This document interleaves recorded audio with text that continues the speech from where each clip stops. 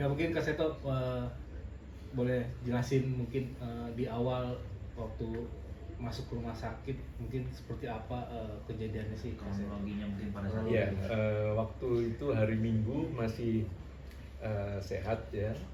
Terus tiba-tiba hari Senin terasa kerasa seperti gampang lupa, terus agak linglung gitu, agak bingung gitu. Terus biasanya naik tangga saja bisa lari, tapi itu kok lagi agak pelan-pelan, ragu-ragu begitu. Terus setelah itu juga menunjukkan hal-hal yang agak aneh gitu di mata anak-anak. Lalu dianjurkan ya coba periksa ke dokter gitu. Terus bilang saya ini kan nggak terpaksa nggak ke dokter ya. Nggak usah, saya bilang gitu, nggak usah. Terus hari Selasa juga masih sibuk, hari Rabu juga kok makin lama makin ini kacau begitu. Terus akhirnya waktu hari Kamis rupanya mereka bujuk ibunya untuk bilang ke saudara kembar saya yang dokter supaya dia yang instruksi supaya segera periksa ke dokter begitu. Akhirnya dia mengajak saya ke dokter hari Jumat, baru ke dokter, periksa di IGD, diperiksa MRI segala macam. Hari Sabtunya baru di hasil pemeriksaan itu dibaca oleh dokter, akhirnya didiagnosis sebagai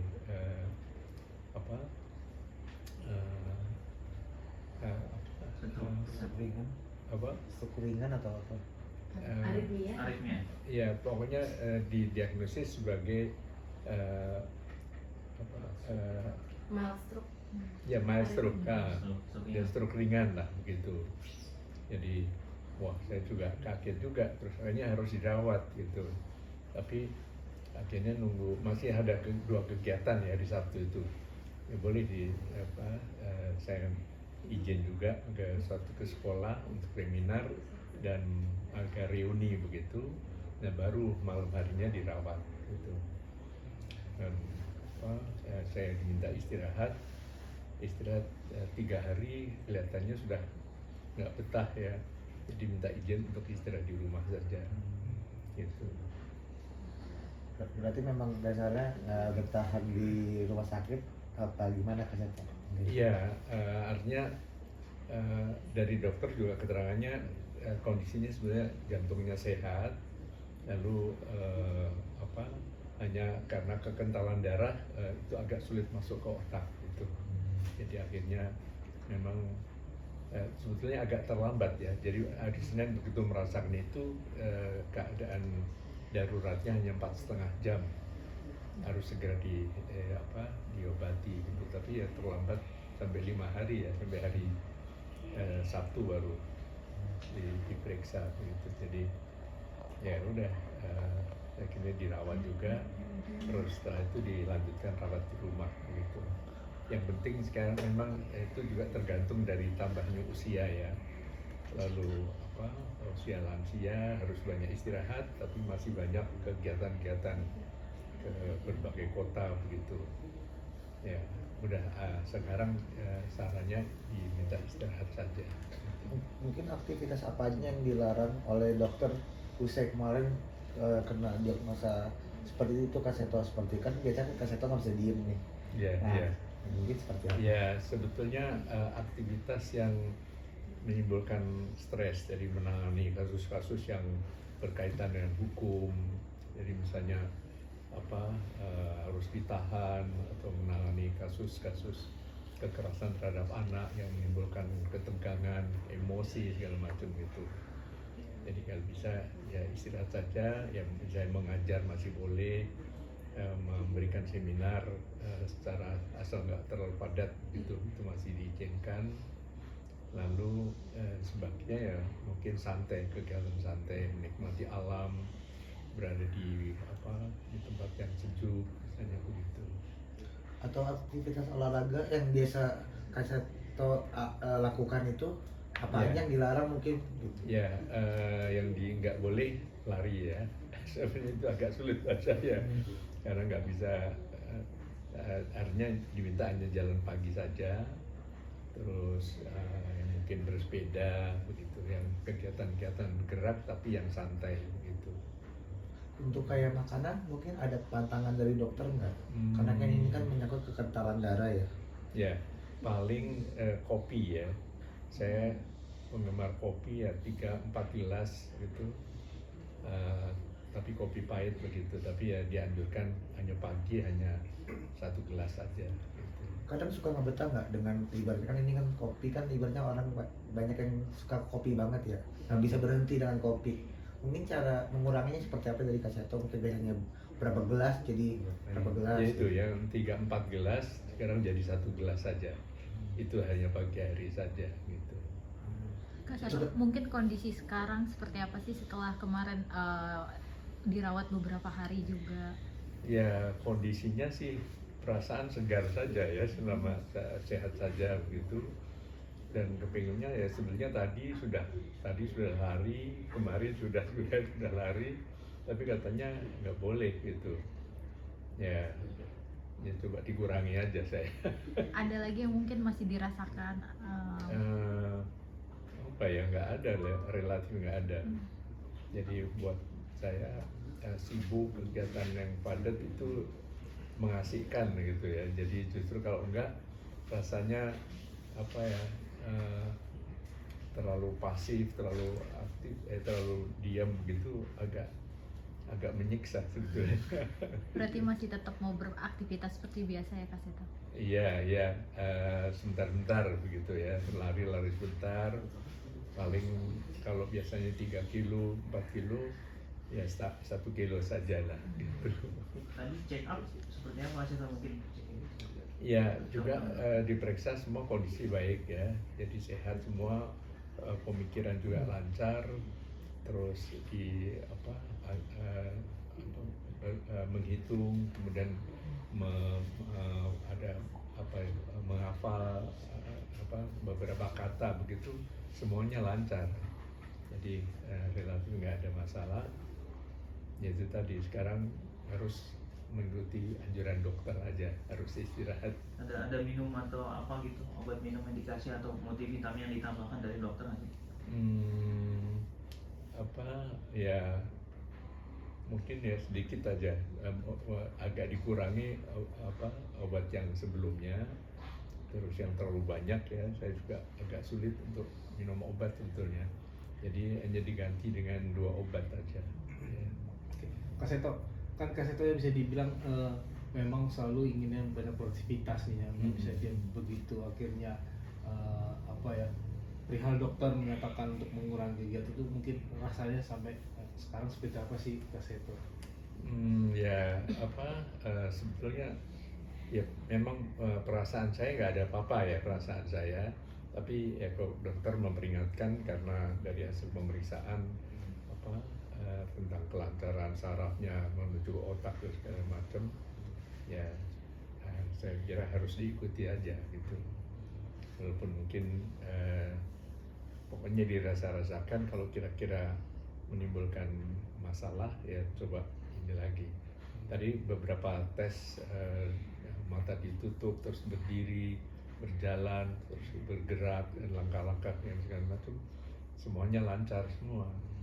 Jadi ya saat ini memang terasa tidak terasa apa-apa, tapi saya harus mengikuti anjuran dokter gitu aja.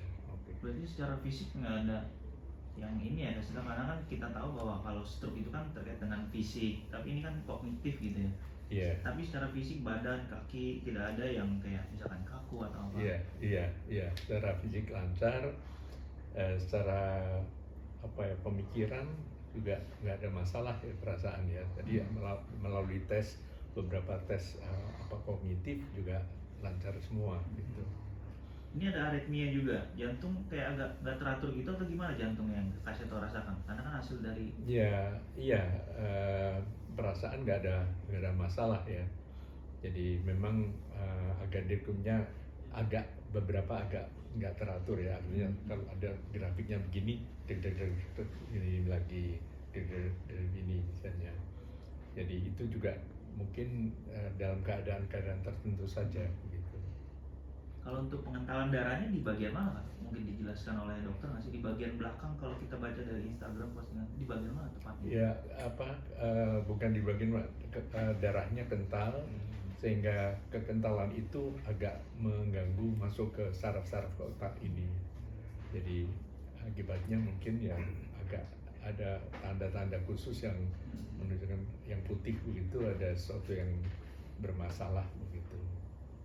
Oke, Mas Seto mungkin apakah ini kan walaupun masih sempat sakit dan sekarang bisa dikatakan sudah pulih kembali, apa memang ini karena efek dari Kak Seto yang dulu selalu hidup Pola hidup sehat, sehat. selalu Iya, berolahraga iya. akhirnya Menurut dokter demikian ya, karena akhirnya keadaan ini mungkin agak mengalami gangguan ya, tapi karena pola hidupnya yang teratur, yang cukup sehat ya, baik makanan, kemudian istirahatnya juga, tidurnya juga, kemudian juga rajin olahraga gitu, ya itu banyak menolong, banyak membantu.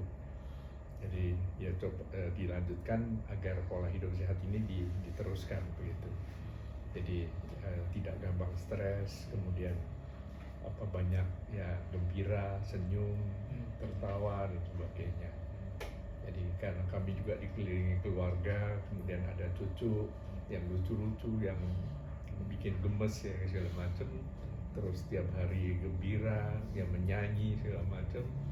Jadi ada penyaluran ya, untuk mengatasi segala ketegangan atau stres tadi. Jadi itu yang membantu dalam kondisi begini kok saya tetap sehat dan tambah segar gitu.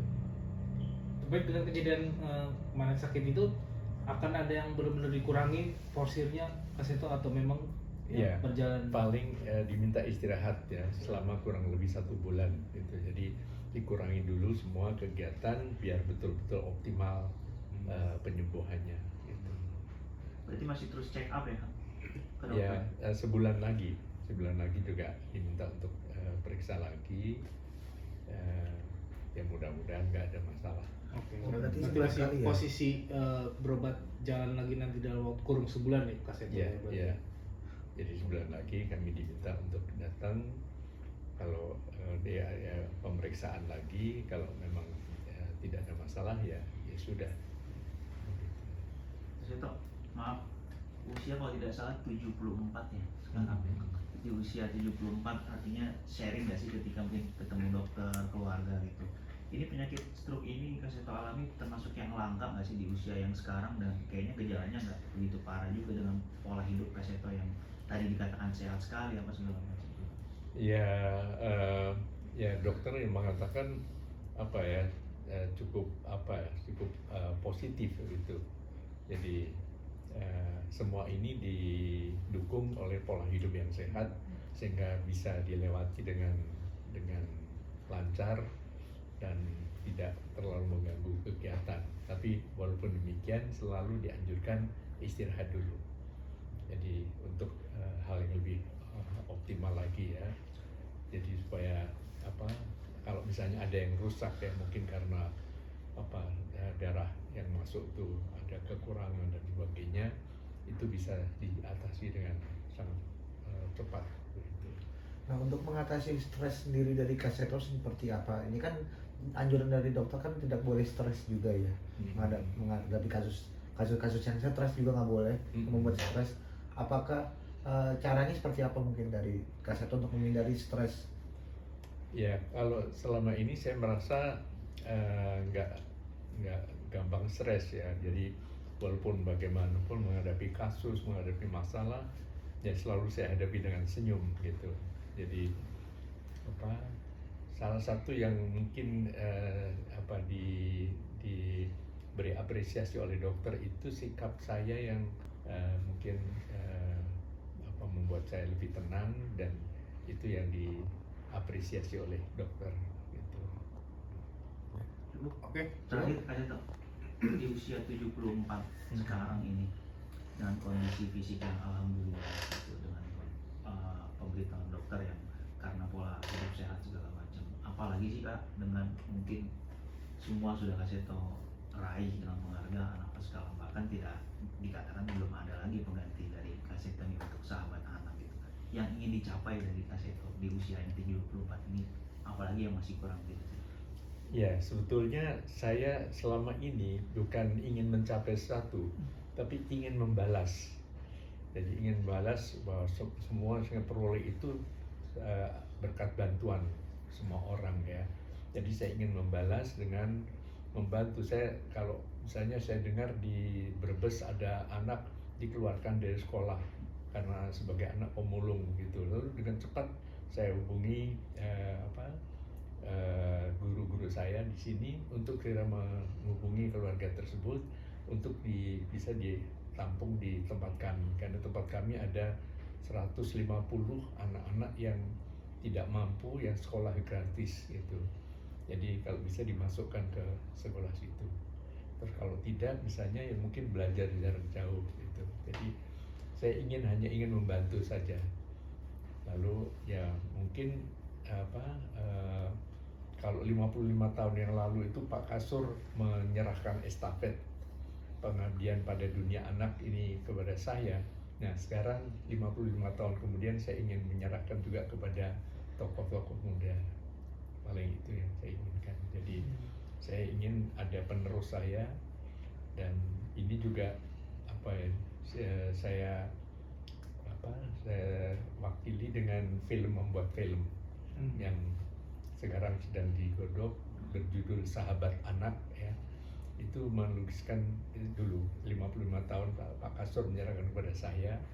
Beliau mengatakan, "Dik, kalau saya mati," kata beliau begitu, "tolong adik yang melanjutkan perjuangan saya mendidik dan melindungi anak-anak Indonesia." Nah, terus 55 tahun kemudian sekarang ini dalam film ini nanti yang nggak tahu kapan mencari event yang tepat untuk rilis. Nah, itu adalah simbolik untuk penyerahan kepada tokoh-tokoh muda. Berarti itu menjadi legasi juga dari Kaseto kan? Apa seperti apa? Iya, ya walaupun saya serahkan kepada yang lain, tapi ya saya akan tetap mengabdi pada dunia anak sampai akhir hayat saya. Tapi tolong ya anak-anak tokoh-tokoh muda yang bisa melanjutkan perjuangan ini. Bukan berarti saya lepas sama sekali, saya akan terus mengabdi. Jadi intinya saya membalas apa yang saya peroleh. Saya dari mulai gelandangan, saya mulai jadi pembantu rumah tangga dan sebagainya selama 7 tahun itu banyak ditolong. Nah sekarang saya serahkan kepada tokoh-tokoh muda. Oke. Oke.